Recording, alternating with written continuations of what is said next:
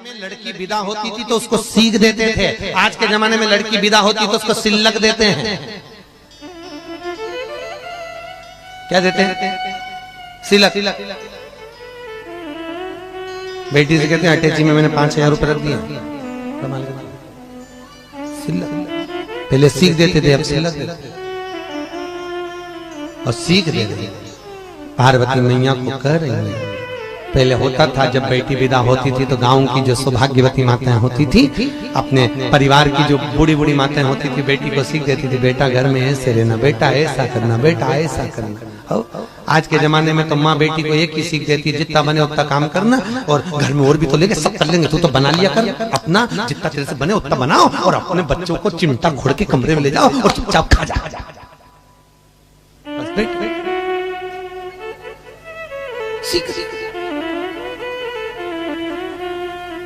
कहा बेटी ससुराल में रहियो तो चांद बन के। क्या बोल रही है? बोलो जम के बोलो। बेटी ससुराल में रहियो तू, आवाज नहीं है, जरा जम के बोलो। चांद बन के, हीरा और पन्ना की दुकान बन के। बोलो हीरा दुकान बन के बेटी ससुराल में रहियो तू चांद बन। बेटी ससुराल में हीरे और पन्ने की दुकान बंद कर देना। पान की दुकान नहीं बोली, क्यों? क्योंकि पान की दुकान चारों तरफ से खुली होती है, हीरे और पन्ने की दुकान चारों तरफ से ढकी हुई होती है, इसलिए हीरा और पन्ना की दुकान बन के बेटी ससुराल में रहियो तू। और कितना सुंदर कहा, सास ससुर जो पहले जागे तू पहले जग जइयो। सास ससुर जागे उससे पहले तुम जगो। बहुत ध्यान देना, कई कई बूढ़ी बूढ़ी माताएं कहती हैं हमारे पहले बहू नहीं जगती। निवेदन है, अब तुम बूढ़ी हो गई तो मेरे को नींद नहीं आएगी, पर वो तो अभी युवान अवस्था की, उन्हें सोना ठीक है, थोड़ा लेट अबेर हो जाए चल जाए, पर रोज नहीं। सास ससुर जो पहले जागे तुम पहले जग जइयो। कहा सास ससुर जागे उससे पहले बहू को जगना चाहिए। बहू, पर आज के जमाने में बहू कब जगती है? जब बच्चों को स्कूल भेजना हो उसके आधा घंटा पहले, और जब वो धाड़ती है उठ जाओ, स्कूल का टाइम हो गया, ट्रेन आने वाली, जल्दी कर, अभी ऑटो आने वाला है, जल्दी कर, गाड़ी आ जाएगी, जल्दी, बैग कहाँ है, टिफिन कहाँ है, बोतल कहाँ है? अरे ये सब ढूंढ के तू रात को ही रख देती है तो सुबह से चिल्लाना नहीं पड़ता। इतने में बेचारी सास उठ के आ जाती। सास कहती बेटा एक काम कर, तू छोरे को तैयार कर ले, मैं टिफिन बना लूंगी, क्योंकि ये तो चाहती थी डोकरी उठी। ऐसी चिल्लाए जब तक वो छोरा स्कूल की बेन में बैठ के नहीं चले जाए, तब तक घर में तांडव है, तब तक। और छोरा भी स्कूल जाता है, जब गाड़ी में बैठ के हाथ हिला के जाता, अच्छा है 5 बजे तक की छुट्टी हुई। और अगर सास इतना कह दे बेटा इतनी लेट उठी, बच्चे को परेशानी होती, थोड़ा जल्दी उठ जा, तो बहू का मुंह भगोना हो गया। अब सुबह से दोपहर तक ऐसी तबेला जैसा मुंह लेके घूम रही। पति ने पूछा चाय पी, तो तुझे हुआ क्या? बस इतनी जल्दी जगो तो भी तुम्हारी मम्मी के ताने सुनो। इसलिए बूढ़ी बूढ़ी माताओं से निवेदन है, क्या किसको रोइए, सुबह के टाइम और छाता बोलो ही मत। ये छोरा को मोगरी से कूटे चाहे कहीं नहीं करे। सुबह के टाइम जब ये स्कूल जाने का टाइम होना तो कानों में हेडफोन लगा के भजन सुनो, श्रीमन नारायण नारायण हरि। भजन तुम बोलोगी उसको बुरा लगेगा तो बोलो ही मत, बोलो। और तुम बोली उसको बुरा लगेगा, उसको बुरा लगा तो ये मुंह डालेगी तबेले जैसा, तो वो भेरू को बुरा लग जाएगा, सिंदूर वाले उसको। तुम क्यों बोलो? चुप रही, मौन।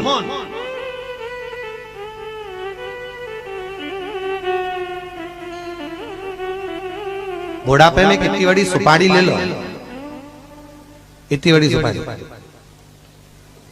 कुछ भी बोलने से पहले बस उसको मुंह में रख लो। तो कितना भी गुस्सा है तो सुपारी को कता दो, पर मुंडे से मत बोलो, सुपारी काट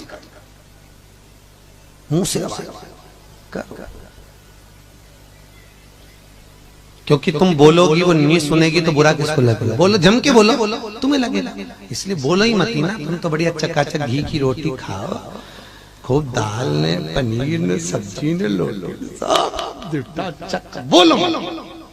बहुत ध्यान देना, पहले के समय में बच्चों को डराते थे बहू आया, आज के जमाने में सासुओं को डराना हो तो कहते बहू बेचारी खाती खाती रह जाए, कहां से अब आई तो गई अभी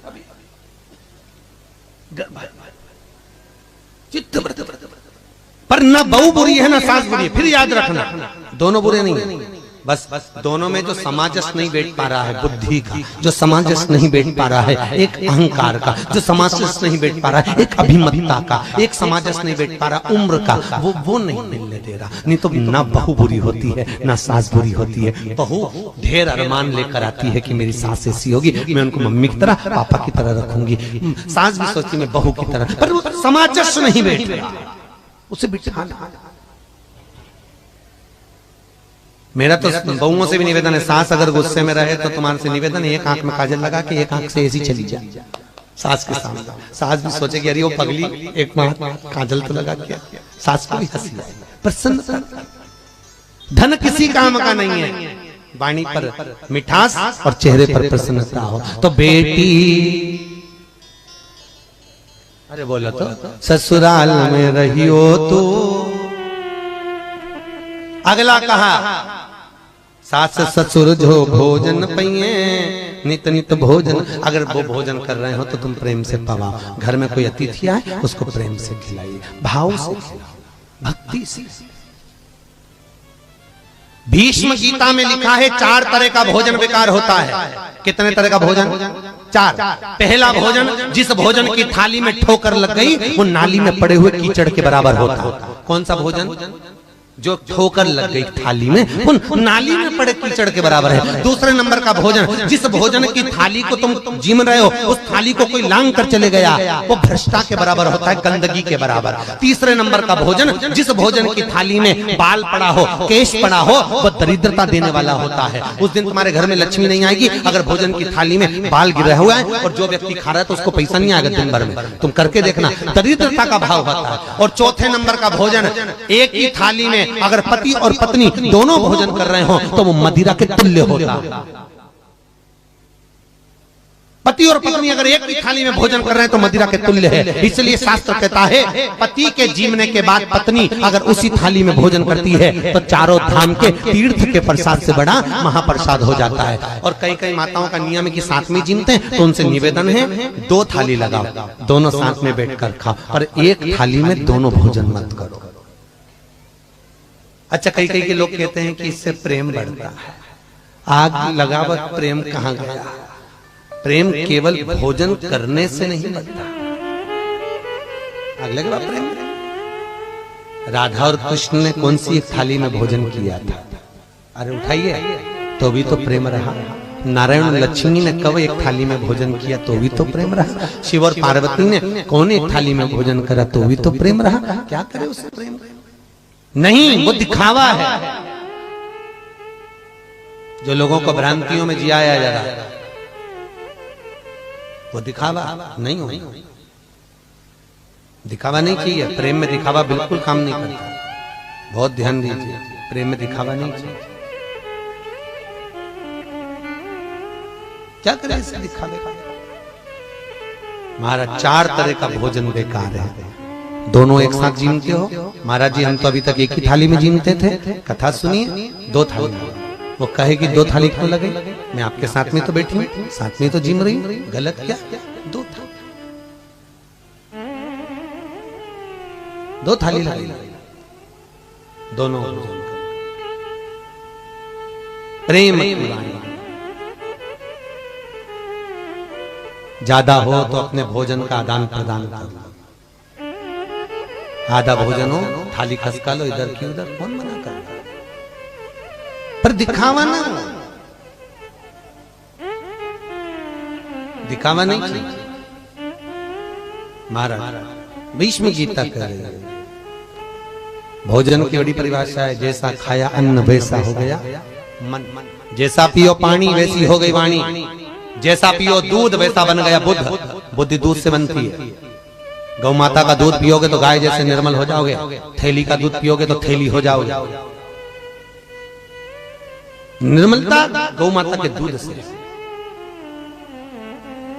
अब पार्वती मैया विदा हो गई, नयन जल भरा, क्या ना दे बाप अपनी बेटी की विदाई में। यहाँ इतनी बेटियां बैठी हुई हैं, आपके पापा ने, आपके पिता ने आपकी विदाई में क्या नहीं दिया होगा साहब। उसकी औकात भी नहीं होगी, हैसियत भी नहीं होगी, तो भी बहुत दिया होगा।